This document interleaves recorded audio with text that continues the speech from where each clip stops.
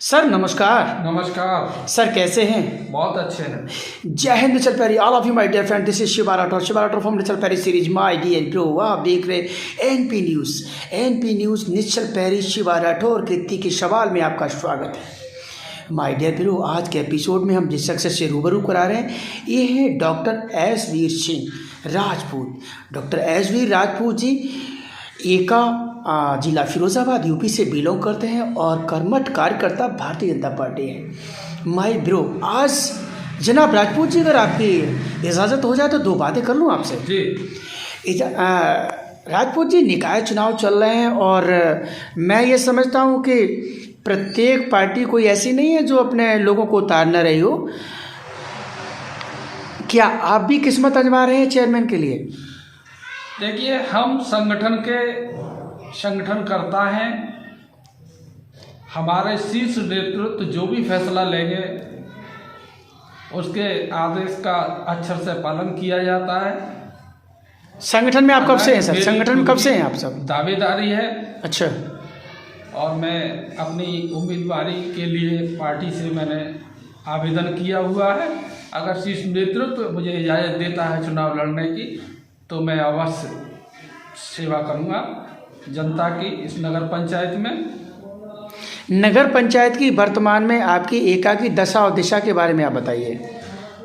इस समय चुनाव की दृष्टि से भारतीय जनता पार्टी के पक्ष में एक तरफा माहौल है, क्योंकि हमारी केंद्र और राज्य सरकारों द्वारा जनहित में किए गए कार्यों की सराहना है।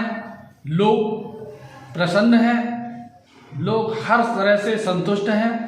हर व्यक्ति को जिस योजना का जो पात्र रखता है उसको लाभ मिला है। सर मैं एक काउंटर दूंगा। मुझे सवाल एक बनता है यहाँ पे, जब आपने कहा है कि जब इतना शब्द बोला है तो एक सवाल बनता है कि मैनपुरी का जो चुनाव था, मैंने वहाँ बहुत लोगों से जानकारी ली।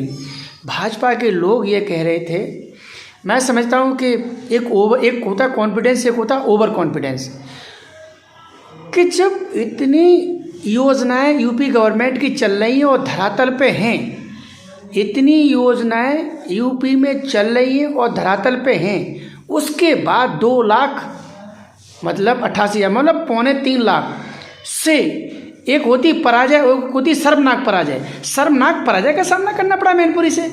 क्यों?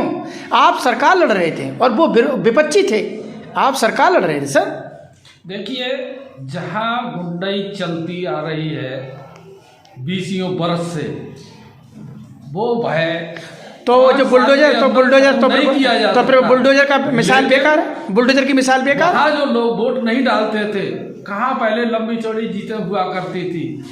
कभी अखिलेश ने किसी का घर दरवाजा नहीं देखा था कि गरीबी क्या होती है। कभी उन्होंने, अभी शायद मैं समझता हूँ भले ही वो ग्रामीण अंचल से बिलोंग करते हैं, लेकिन उन्हें सरसों का पेड़ पता नहीं होगा कि सरसों की फली आती है या जड़ में से सरसों निकलती है। अखिलेश यादव किसान के बेटे हैं और हाँ, ये बात है कि अखिलेश यादव ने खेती नहीं की होगी, मैं नहीं जानता की कि नहीं की, लेकिन उनके पिता किसान के बेटे थे और किसान थे। और सुनिएगा, आपने जो कहा कि वोटों की बात, तो जनाब मुलायम सिंह यादव जी 1 लाख के अंदर जीत हुई थी उनकी। करेर और जसवंत नगर विधानसभा ने उन्हें जिताया था, मैं जानकारी दे दूं। और आज जब डिम्पल जीती तो 5 विधानसभाओं से, शायद जहां कभी नेताजी नहीं जीते वहां से भी डिम्पल जीती हैं। आपकी सरकार जी तोड़ मेहनत की, जी तोड़ कसरत की, पूरी सरकार लगी। स्वयं योगी आदित्यनाथ ने मीटिंगें ली, तवा तोड़, उसके बाद इतनी शर्मनाक हार, ऐसा क्यों? देखिए, ये जनता जनार्दन का निर्णय है। फिर कैसे कह दिया आपने? फिर कैसे कह दिया? ज्यादा कुछ नहीं उसमें कह सकते। जब इंदिरा गांधी जैसी लीडर चुनाव हार सकती हैं, एक अमिताभ बच्चन जैसा व्यक्ति चुनाव हरा सकता है, तो ये कोई विशेष बात नहीं है। वो कहाँ एक पूर्व मुख्यमंत्री जी की धर्म पत्नी चुनाव लड़ रही है और कहाँ एक उनका पूर्व सदस्य मतलब पूर्व चेले रहे हैं रघुराज सिंह तो उसमें कोई विशेष बात पूर्व नहीं चेले नहीं उन्होंने- वो पूर्व चेले नहीं है, वो 2 बार के सांसद हैं, 1 बार के विधायक हैं, वो वर्चस्व वाले हैं। उनका साख्य समाज में बहुत बड़ा वर्चस्व है, वर्चस्व वाले व्यक्ति हैं। ऐसा नहीं कह सकते हैं आप पूर्व चेले रहे। रघुराज सिंह कोई छेरी बकरी का नाम नहीं है। रघुराज सिंह 2 बार के सांसद, आदमी अपनी ज़िंदगी में प्रधान नहीं बन पाता। वो 2 बार के पार्लियामेंट मेंबर रहे, 1 बार के असेंबली मेंबर रहे, वो आम आदमी नहीं है। और जिनके लिए लोग बातें करते हैं वो कभी प्रधान भी नहीं हुए। मैं इस पर कोई व्यक्तिगत टिप्पणी नहीं करूंगा, क्यों कि ये जनता जनार्दन का निर्णय है। जनता जो चाहती है वही होता है। एका नगर पंचायत में काफ़ी सारे गांव हैं और 27-28 गाँव होंगे लगभग। जी 22 का 22 गाँव हैं। तो 22 गाँव में जो विकास कार्य हुए उनके बारे में बताइए आप। देखिए, कई गांव के विकास कार्य की मुझे जानकारी में 22 नेम बताऊंगा, वहाँ क्या हुआ क्या नहीं हुआ है। हाँ, क्योंकि मैं गया हूँ गांव में, जी। मेरे वीडियो बनाए हैं गांव में। जी बताइए।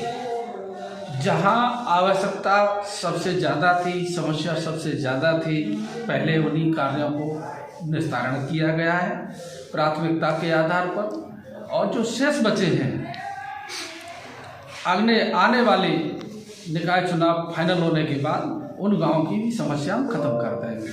तो जो पूर्व में जिन बेचारे लोगों ने आपको वोट दिया, आपको बोले तो भारतीय जनता पार्टी को, जी, तो वो तो उनका तो वोट बेकार चला गया, जिनके पास विकास नहीं हुआ। उनका वो 10 साल तक इंतजार करेंगे आपके विकास का। वो 10 साल तक इंतजार करेंगे आपके विकास का। इंतजार करने की समय सीमा भी नहीं रहेगी, कोई दिक्कत नहीं है उसमें। हाँ, उसमें ऐसी कोई समस्या नहीं है। बजट के हिसाब से ही तो कार्य आप संपादन करा सकते हैं। भाई बजट मिला आपको 1 करोड़ का, 1 करोड़ में कितनी सड़कें आप बनवा सकते हैं, कितनी नालियां बनवा सकते हैं। तो जहां पहले ज़्यादा समस्या है तो प्राथमिकता के आधार पर उसका निस्तारण कर दिया गया। अब जैसे ही नई निकाय का गठन हो जाएगा, अगर हमारा पार्टी का कैंडिडेट चुनाव जीत के आएगा तो उसका निस्तारण प्राथमिकता के आधार पर सबसे पहले किया जाएगा। मैं ये कहूँगा कि वर्तमान में दशा और दिशा एकाकी मद्देनज़र रखते हुए, और आप भी 2-2 हाथ करने के लिए जंगे मैदान एका निकाय चुनाव में तैयार हैं। और अगर सब इसलिए क्योंकि वहाँ जो मैं बोल रहा हूँ वो श्योर नहीं है। अगर पार्टी आपको कंसीडर करती है, अगर 22 गांव की जनता आपको वोट देकर जिताती है, अगर आप चेयरमैन बन के आते हैं, तो प्राथमिकता आप किस कार्य को देंगे, वरीयता किस कार्य को देंगे? Tell me right now mister Rajput ji, बताइए। सबसे पहले निकाय की पहली मीटिंग होगी। मीटिंग में वहाँ जो बजट होगा, उस बजट के हिसाब से हम ये देखेंगे सबसे ज़्यादा समस्या किस चीज़ की है हमारे नगर निकाय के अंदर। चाहे वो कोई सा भी काम हो, किसी भी जाति धर्म का हो, उससे हमें कोई लेना देना नहीं। हमारी जनता है, चाहे वो किसी जाति धर्म की है, जो भी चेयरमैन होता है वो वहाँ का राजा होता है, उससे कभी किसी से भेदभाव नहीं करना चाहिए और ना करते हैं। और हम तो विशेषकर कभी किसी से कोई भेदभाव वाली राजनीति नहीं करते हैं। मंडल अध्यक्ष के रूप में हम काम कर रहे हैं पिछले 5 वर्ष से। इसी तरह से हम ब्लॉक प्रमुख हमारी श्रीमती ज्योति किरण राजपूत जी रहे, उनका कार्य हम देखते हैं अपने ब्लॉक से। तो ब्लॉक के अंतर्गत 56 ग्राम सभाएँ आती हैं। कोई भी हम पर ये आरोप नहीं लगा पाया 1.5 साल से कि साहब इन्होंने जातीयता के आधार पर काम किया या किसी अन्य विचारधारा के हिसाब से काम किया। नहीं, जहाँ सबसे मूलभूत समस्या है सबसे पहले निस्तारण हमने उसका किया, चाहे वो किसी जाति धर्म का हो। हमारे अंतर्गत हमारी party Bharatiya Janata party सर्वस्पर्शी party है, सबका साथ सबका विकास सबका विश्वास के साथ काम करती है। इसलिए हम ऐसी बातों पर कतई विश्वास नहीं करते, प्राथमिकता के आधार पर हम निस्तारण करते हैं।